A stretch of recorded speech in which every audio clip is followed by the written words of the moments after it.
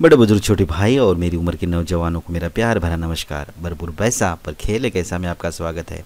आज है 23 नवंबर और ग्लोबल मार्केट के संकेत लेते हुए हम बढ़ेंगे एशिया और उसके बाद में हम इंडिया की मार्केट्स के हाल सुनेंगे और लास्ट में हम अपने बैंक निफ्टी की चार्ट की तरफ जाएंगे। तो सबसे पहले डाउ जोन्स के फ्यूचर में आज तेज़ी का माहौल है और तकरीबन 1/4% की तेज़ी के साथ फ्यूचर यहाँ पर कारोबार कर रहे हैं। और दूसरा चार्ट मैं आपको दिखा देता हूँ कि शुक्रवार के सत्र में डाउ जोन्स जो गिरा था वो तकरीबन 0.25%, 219 पॉइंट की गिरावट। ओके, उसके बाद हम चलते हैं नैस्डैक के ऊपर और नैस्डैक की आज की कंडीशन शुक्रवार को भी ये भी 49 पॉइंट्स के आसपास गिरा हुआ है। और आप यहाँ पर देख सकते हैं क्योंकि संडे होने के कारण तकरीबन मार्केट्स क्लोज ही तकरीबन क्या सारे के सारे ही मार्केट क्लोज रहते हैं। और हम अब एशिया की तरफ रुख लेते हैं और एशिया में सबसे पहले हम चलते हैं जापान की तरफ। तो जापान ये जो डेटा आप देख रहे हैं ये है 20 नवंबर का और 20 नवंबर के दिन जापान में अच्छी खासी गिरावट आपने देखी थी। और अभी मैं आज अगर मैं इसे रिफ़्रेश कर लेता हूं तो कोई डेटा नहीं आता है क्योंकि आज जापान के बाज़ार बंद है। ओके, तो यहाँ से हमें कोई संकेत नहीं मिल रहा है। लेकिन कोप्सी अगर आप देख रहे हैं तो यहाँ पर अच्छी खासी तेज़ी का माहौल चल रहा है। तकरीबन 1.5% की तेज़ी यहाँ पर चल रही है और बिल्कुल वर्टिकल वी शेप तेज़ी का यहाँ पर माहौल बना हुआ है। ओके, तो एशिया में अच्छी शुरुआत आप देख रहे हैं। हैंग सेंग भी आप इंडेक्स जो है वो हांगकांग का इंडेक्स है और आप यहाँ पर इसे भी देख रहे हैं। और उसके बाद हम ताइवान में चलेंगे और ताइवान में भी आप देख रहे हैं यहाँ पर तेज़ी का माहौल बना हुआ है। तकरीबन 1.25% की तेज़ी है और टुडे है 174 पॉइंट के साथ में तेज़ी से कारोबार कर रहे हैं। और लास्ट में हम आते हैं चाइना के पास और चाइना में आप देखेंगे तो यहाँ पर SSE ये देखिए तो 1.5% की तेज़ी के साथ यहाँ पर कारोबार कर रहे हैं और बड़ी अच्छी शुरुआत यहाँ पर एशिया की होती हुई। और अभी हम चलते हैं भारत की प्री ओपनिंग सेशन यानी कि SGX निफ्टी अभी बड़ी अच्छी शुरुआत के साथ कारोबार कर बड़ा मजबूत दिखाई दे रहा है। देखिए यहाँ पर SGX निफ्टी आप तारीख देख सकते हैं 23 नवंबर और ये इसने हाई बनाया है 13,000 का। ओके, और यहाँ पर देखिए 80 पॉइंट की तेज़ी और तकरीबन 0.25% के आसपास की तेज़ी के साथ कारोबार करते हुए। और लास्ट में मैं आपको लेके चलता हूँ कि FIS DIS ने क्या किया है। तो ये देखिए FIS और DIS के नंबर्स मैं आपको दिखा देता हूँ। सबसे पहले FIS ने क्या किया है, 20 नवंबर के FIS ने तकरीबन 1100 करोड़ की खरीदारी की है और 7100 करोड़ की बिकवाली की है। अभी भी उनके पास बेचने के लिए 3860 करोड़ रुपए का माल है।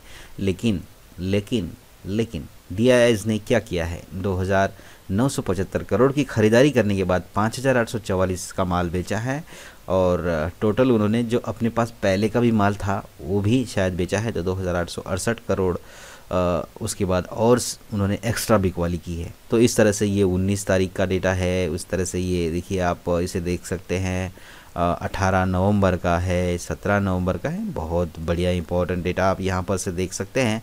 लेकिन सबसे इम्पोर्टेंट बात यह है कि अभी भी FIS के पास में माल खरीदी की तरफ ही उनका जो रुख है वो चल रहा है। तो देखिए FIS के पास अभी भी 46,251 करोड़ का माल बाकी है बेचने के लिए।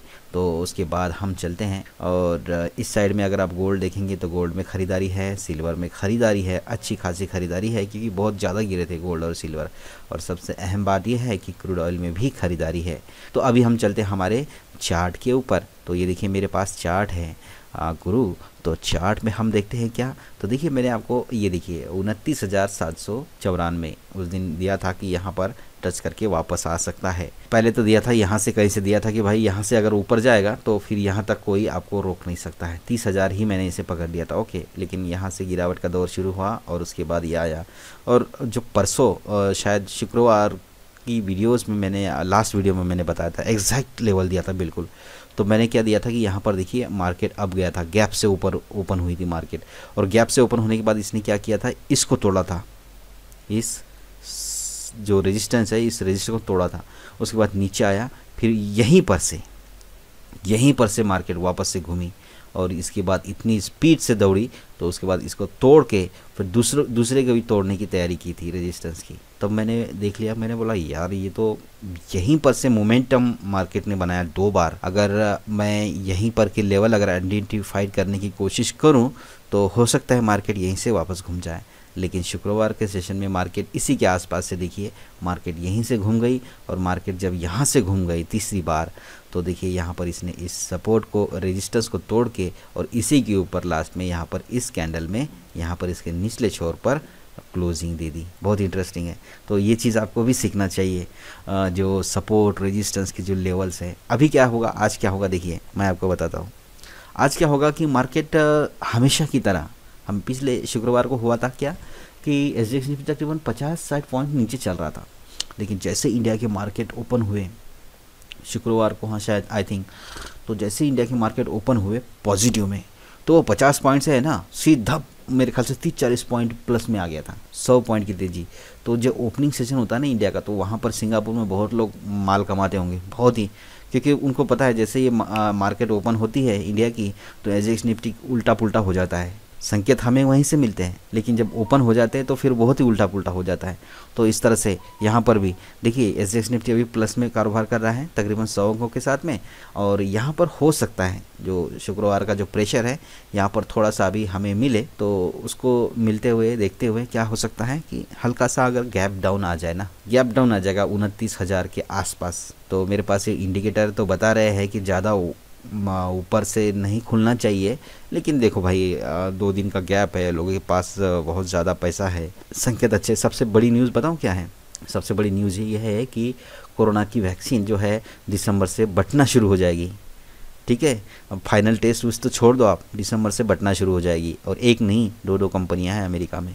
तो ये है, तो मेरा एक इंडिकेटर है ये बोल रहा है कि मैं नीचे नहीं आने दूंगा, और उसके बाद मेरे पास 2 इंडिकेटर और है, 3 इंडिकेटर, वो बोल रहे हैं कि हम ऊपर नहीं जाने देंगे।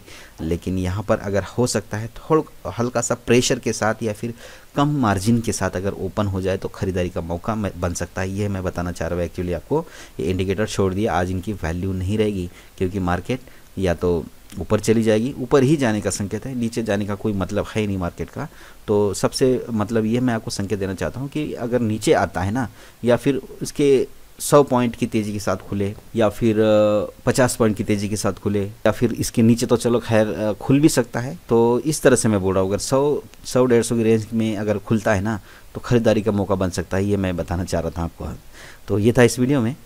स्टॉक मार्केट से पैसे कमाने के लिए अपने मित्रों में शेयर कीजिए, स्टॉक मार्केट में अपने पैसे डूबने से बचाने के लिए भी अपने मित्रों में शेयर कीजिए, और स्टॉक मार्केट से संबंधित अपना मल्टीपल व्यू बढ़ाने के लिए भी हमारे इस चैनल को लाइक, शेयर और सब्सक्राइब करते रहिए। मिलते हैं नेक्स्ट वीडियो में किसी और इन्फॉर्मेशन के साथ। तब तक के लिए गुड बाय, नमस्कार, टेक केयर।